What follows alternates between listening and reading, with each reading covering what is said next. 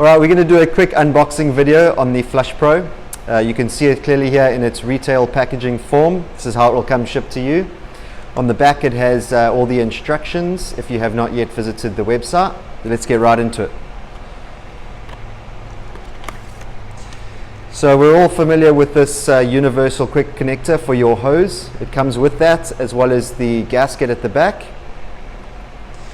And obviously the FlushPro.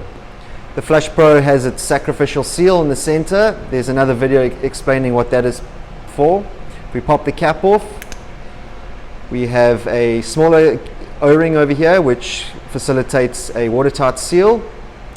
We have a 11/16 wrench collar which adds leverage when installing if required. Please remember only a quarter turn to install it, no more. The cap has the ability to rotate freely, so when it is installed on your outboard engine you can manipulate it to the position of your choice. Between the cowling and the FlushPro we have duplicated the OEM gasket, so you can use a new one and not reuse the old one if you have an older engine.